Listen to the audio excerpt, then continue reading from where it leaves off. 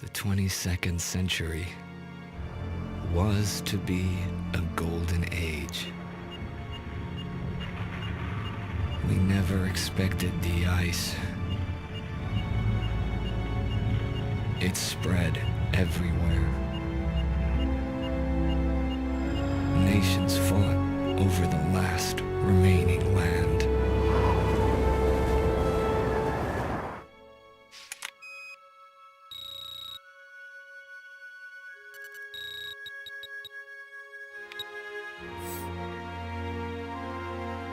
I remember this. The chaos. The fear.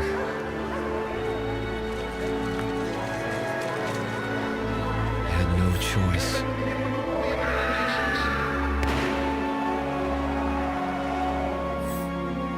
The battle for Earth had begun.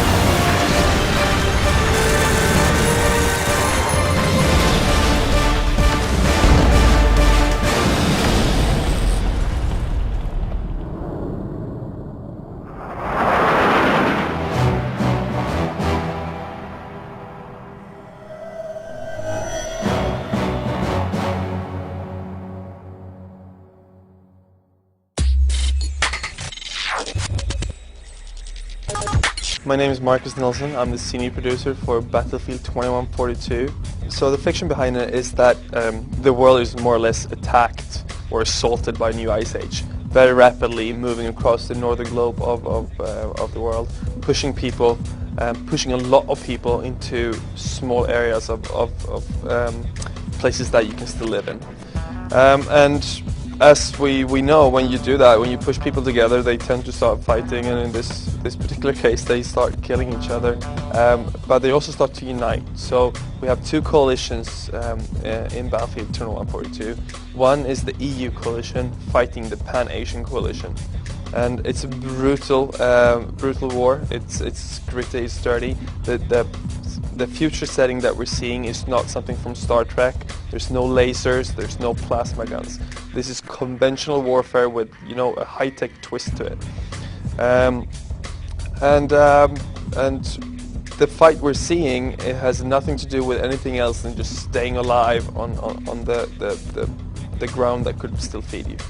We've been showing today some of the most kind of cool vehicles. Obviously the mech, or the battle walker as we call it. Each coalition has its own model of it, and it's really the most cool vehicle I have ever seen on a BF franchise or any BF product, and I've seen them all. When it comes to weapons, the gun drone that we've been showing here today, basically a small robot, if you want, hanging above your head, scanning the environment or the proximity for enemies, covering your back. Things like that we can now, when we're taking a step into the future, kind of make up some of the items, and it adds to the gameplay. You have so many people not playing in a squad, so we want to incentivize really people to play in squads. We're doing that by giving them something we call field upgrades. Field upgrades is a way of collectively, in the squad, collect points towards the next unlock. Also, we're trying to give squad-specific unlocks. So even if you persistently, unlock them on your own, you can use them only when you're in a squad. The persistence system in 2142 is absolutely massive. We built upon it from comparing it to BF2. We give people approximately 5 times as much persistence as we did in BF2. The reason for that, we know it keeps people playing. People want to get that next rifle, people want to get that next unlock. But what we'll also do is we're going to tell people, be much more informative of what they have to do to get there. Battlefield 2142 for the PCs coming out this fall.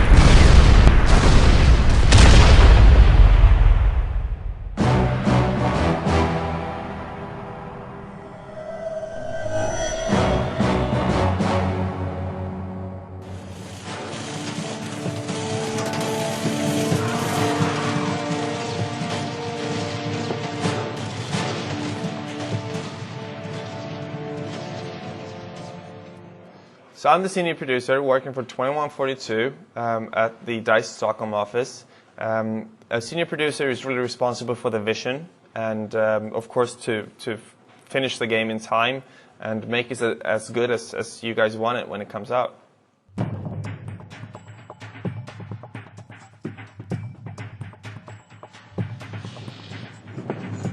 So the fiction behind 2142 is that we have this ice age, which is basically assaulting the world. Really rapidly is moving from the north, pushing people down in Europe, down to Mediterranean, and further down towards Africa.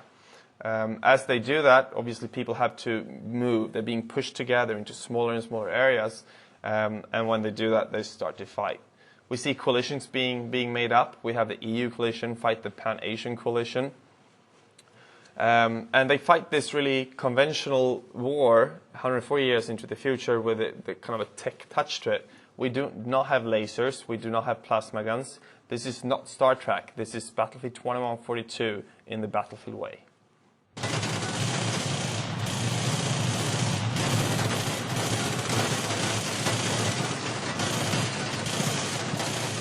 So the battles in 2142 takes place basically from Northern Europe down to Mediterranean and Northern Africa. What that means is that you'll play both levels covered with snow, and you will play levels where you actually interact with the whole ice wall coming in, pushing buildings, as well as you actually play levels which kind of have that warm, sunny feeling, even though we're going to make it quite clear that it's much, much colder in those areas as well. The two coalitions are going to be on the same locations, trying to kind of mimic a flow of how one army is pushing the other army as the battle just continues.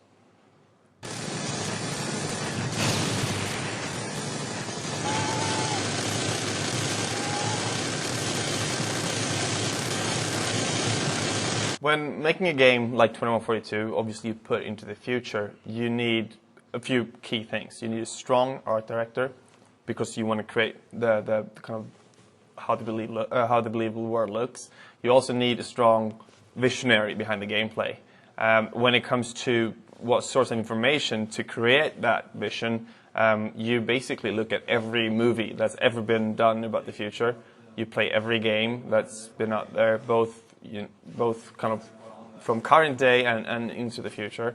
You basically collect feedback from everywhere to put into that world. But when it comes to believable, we need to make sure that the people playing our games right now also stay with our franchise in the future. So we need to keep it believable in the sense that we know what they like. So, for instance, we have no laser guns, we have no plasma guns. We have conventional warfare with a tech twist to it.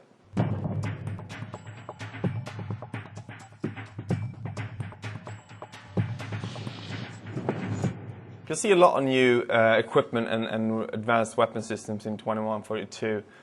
Some really neat things are the active camouflage, where you basically go invisible for a short period of time. Another one is the gun drone floating above your head, covering your back, kind of becoming that best friend for a while. There's a lot of things in hand for you guys.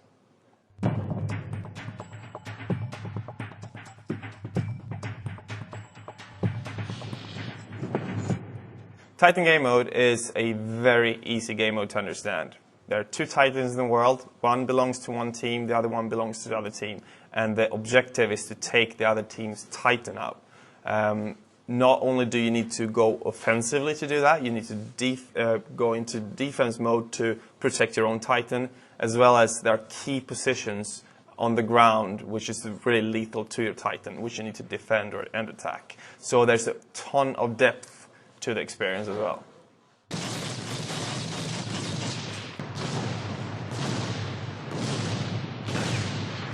So Titan mode, the brand new game mode in 2142, is interesting because it takes the gameplay to a whole new level. It's vertical. You need to get up to kind of execute the final touch in the game mode. To blow up the Titan, you need to get up on it and get inside the main core of it and blow up the Titan. And as you do that, you will have the most amazing moments, because you can fly up there with airships. You can go up there with drop pods, or you could simply just hide on it and shoot people as they run by. There's very much depth to it and really, really great moments as you experience it.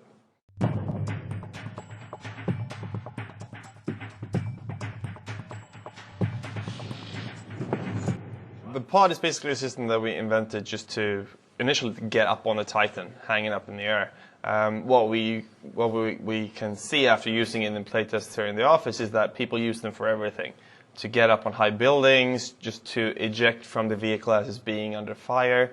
And as you do that, when you blow yourself up in the air, you can also descend. You can somehow control the descent, and you can land upon other vehicles, put explosives on them, and jump off them. It kind of opens up for a whole new level of how you can play the game, because you can come now as a person from above. And it's really interesting. We see great things happen in the office when we play test it.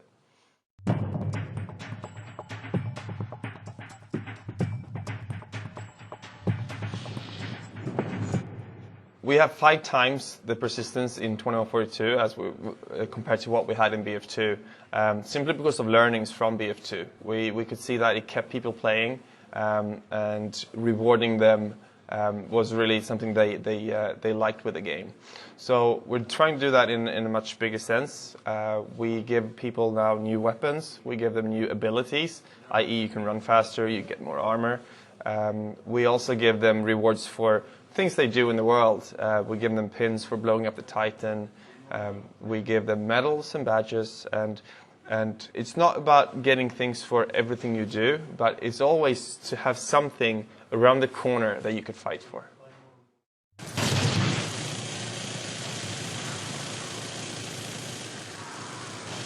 So new for 2142 is that you equip your soldier. You get basic equipment, and then you drag and drop in the customization screen all the items that you want to bring to the battlefield. As you play, you can now win unlocks in real time as you play the game. It means that next time you go out to the spawn screen, you will have new equipment that was not available to you when you started playing it, available to you. So it effectively means that you could change the way you play the game throughout the game. With all the unlocks we have in the game, you're going to have more than 1,500 ways of customizing your soldier. So there's a pretty big chance that you'll get the kit selection right as you go in.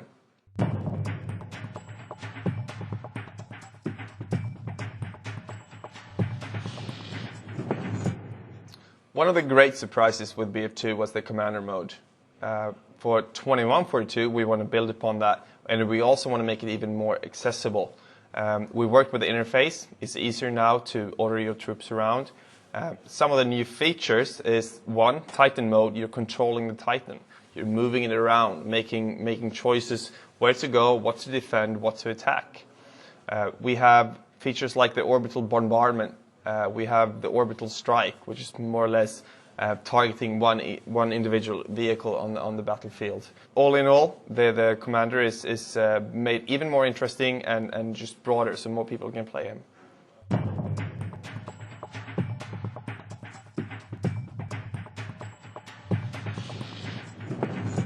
The balance in Battlefield could pretty much be captured in the rock, paper, scissors metaphor. If you can eat someone, you can always be eaten. You're never stronger than anyone else. And the vehicles fit into that. Some vehicles might be stronger, but then there are very creative ways of taking them out. So you can take everything out. You're never without a chance on the battlefield, really.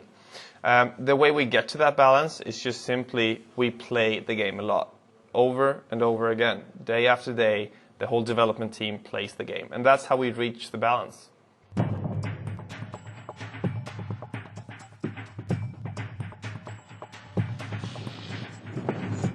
2142 builds on the same core values. It's rock, paper, scissors, i.e. balance. It's the sandbox experience. We put all the toys in the sandbox, and you play the game. What 2142 does is really bringing that fresh spark to it. A lot of things that not necessarily are real in life, we can invent and put it out there and put them in a really interesting context just to add to that balance in the rock, paper, scissors. So I think taking the step into the future is taking the franchise in a direction where we can build so much more on top of it, make an even more interesting experience, and taking the gameplay really to a whole new level.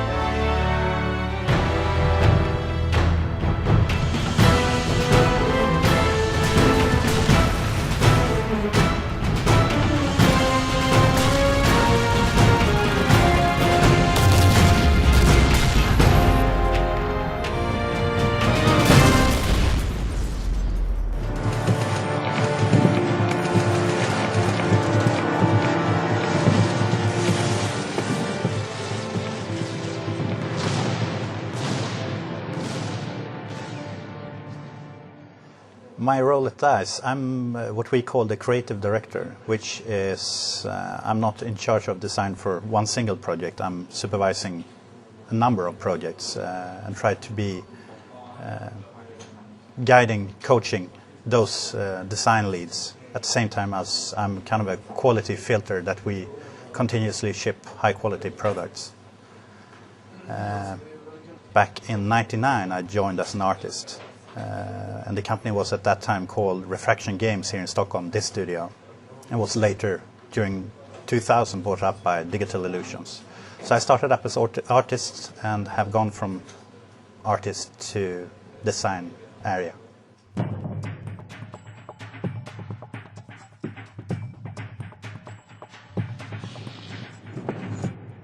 So the original idea for Battlefield 1942 has its origins back in '96 when two students at KTH University here in Stockholm were making their exam, and they wanted to make a 3D engine in the end, a game that in multiplayer united planes, helicopters, vehicles in one game, and soldiers. Before you had flight sims, soldier sims and all that, but not in one game. Later on, when they started making their new game, this first embryo of how to make Battlefield 1942 was created. So while making this new game called Codename Eagle, they made a demo which later became Battlefield 1942. They put this Second World War gear into this engine, started showing it at E3, and people saw that, there's something good coming here. What was revolutionary about Battlefield 1942, in my eyes, was that we united these different pieces of first-person shooter with airplanes, with vehicles. So it was not one game, it was multiple games merged into one. And it came not with a simulation feel, it was more of a run and gun, have fun feeling. So it was very free, very accessible, which was new to this genre in many ways. So I would say we created a new genre and we made it very accessible. I think those were the strongest parts.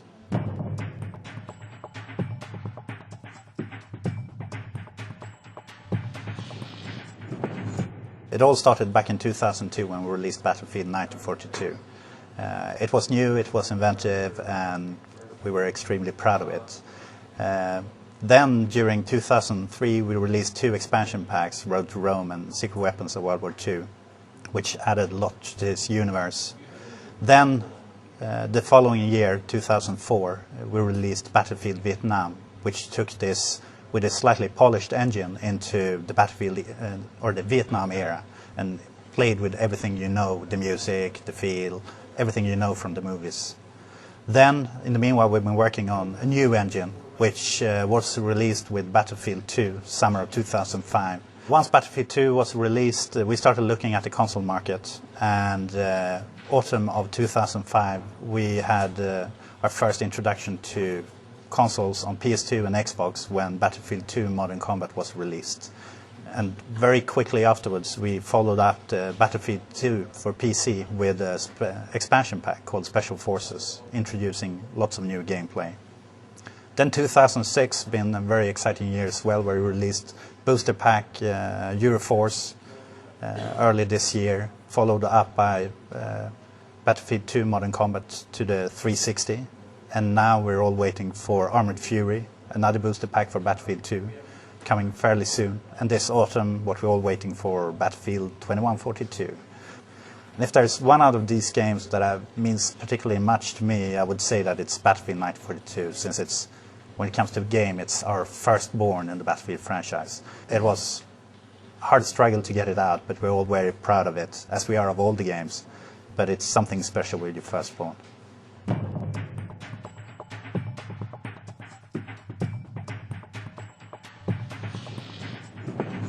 couple of keywords that defines the game. I would say freedom is definitely one of them. Rock, paper, scissors is what we always bring up. There's always a countermeasure. There's not a super weapon. There's always a countermeasure against it. Sandbox is also something we bring up, where we toss in all the fun stuff, and it's up to you to have fun with it. and how the community have been able to see this through the years. I think we've stayed true to the focus we had already back in 1942, that it's not a hardcore simulator. It's fun, it's easy to get into it. If you're not very good at flying planes, there's always a cannon for you to use, or a jeep, so there's something for everyone.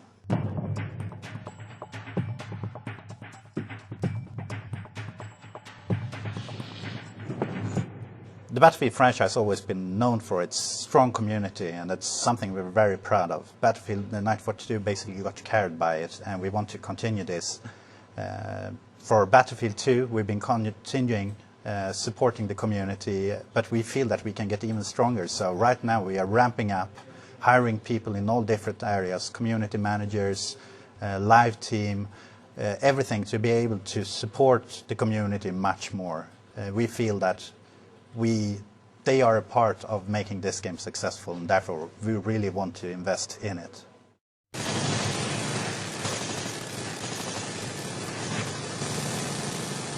I would say that no one of us here as developers would ever have dreamed of that the Battlefield franchise could become this big. We started small, we had a dream, and it just blew up in our face. It's sold over 9 million copies by now, and it's just amazing.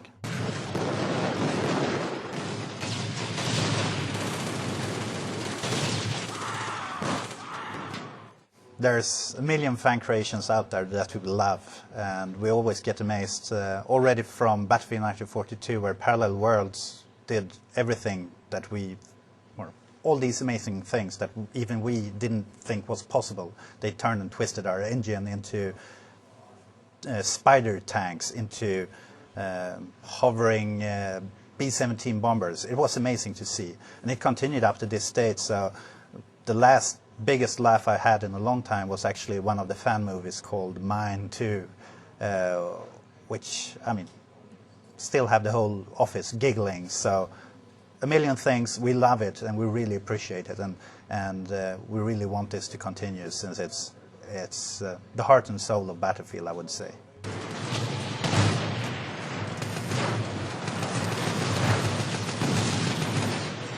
When it comes to planned additions to the support we have today, when it comes to modding, filming, all these community-related actions that the community have today, we have a number of things planned. I mean, we have lots of people working with it on a daily basis. We have a live team dedicated into creating these additions.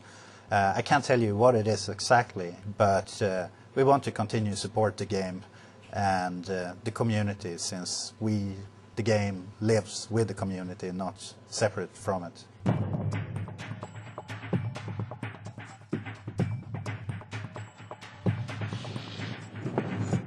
One of the challenges within the Battlefield franchise was to give each team a unique feel and setup of weapons and vehicles.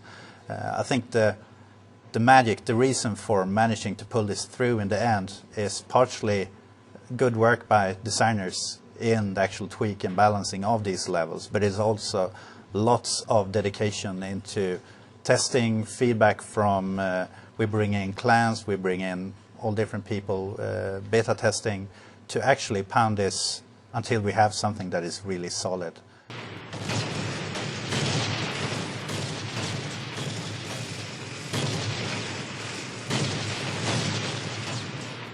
The Battlefield franchise started up with 1942, which was lots of lone wolves running around, fighting, not really cooperating with each other. You did it in a LAN when you're playing with your friends, but not on the internet. When we started up making Battlefield 2, this was one of our core focuses, which created squads and commander, where squads was to organize people in groups to have united goals, and the commander to tell the groups to go in the proper directions.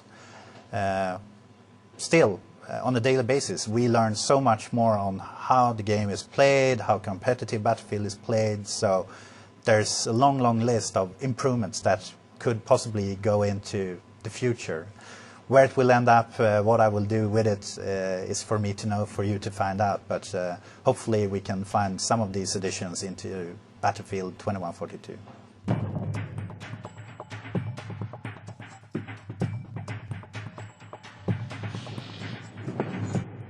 ending up on the top 100 list of game developers and designers is of course extremely flattering. It's nothing you expect, and you get extremely happily surprised, both me and the company.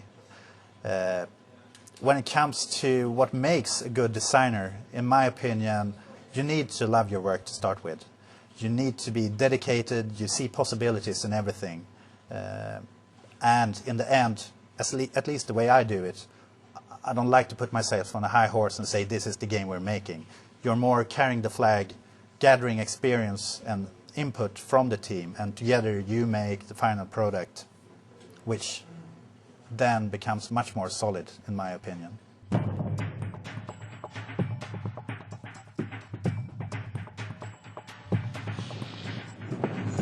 This time we need to make it all from scratch. And it's a challenge, not only for us, but we need to create something that we think the audience wants to have too. In order to please the audience, find new audience as well as pleasing the current fan base, we've tried to base this design on all the experience we gathered from the products within the franchise up to this date. So we have a lot to go over. There's loads of feedback from both players and reviewers, and hopefully we managed to take the right pieces, put it together in a very compelling concept.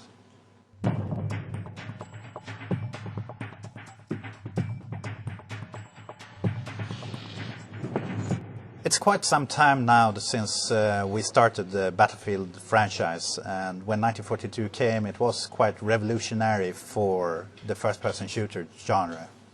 Ever since then, for every iteration, we tried to improve, we tried to push the boundaries of what can be done. And I see the competitive landscape of this genre, since there's hundreds of titles coming out, constantly pushing it forward and making the experience for the player better.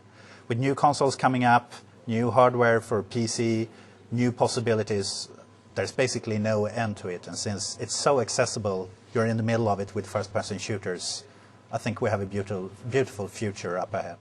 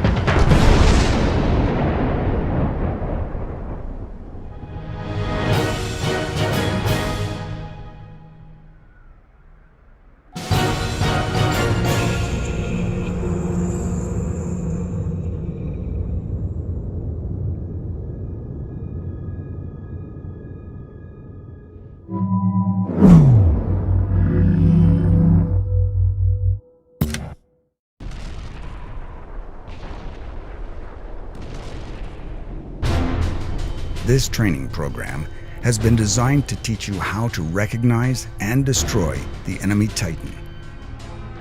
The Titan is protected by a strong defensive shield. The only way to drop the Titan shield is with the Block 3 anti-Titan missile system. A number of these missile silos have been deployed across the battlefield. By controlling these missile silos, we can automatically launch anti-Titan missiles at the approaching enemy Titan. Stand close to a missile silo in order to uplink with it. We've taken Silo 3. Once you have control of the missile silo, the system is completely automated and will launch the missiles at regular intervals. As their Titan shield takes damage, your battle HUD will update automatically, keeping you constantly aware of their shield status. The more missile silos you control, the faster you can drop their shield. Once their shield is dropped, the missiles will continue to do damage to the Titan, eventually destroying it. However, there is a faster way to destroy their Titan. Once their shield has been neutralized, you can board the enemy Titan. The easiest method of boarding is with the air transport vehicle. However, the assault personnel carrier is equipped with launch pods, which can transport you onto the Titan. The launch pod position in the APC has an indicator which will let you know when you're in boarding range of the Titan. Once in range, launch the pod using the right mouse button. It will automatically orient on the closest Titan. You can then maneuver the pod onto the Titan using your standard vehicle controls. Once on board, your goal is to destroy the heavily shielded reactor core. To access the core, you must first destroy 4 control consoles, which are located inside the Titan. Destroy the consoles on the lower floor to access the ones on the upper floor. The consoles can be destroyed with either your primary weapon or explosives. You now have access to the reactor core. The enemy Titan is destroyed. Once the core is destroyed, you will have a few seconds to abandon the Titan before it explodes. This concludes the training program. Good luck on the battlefield.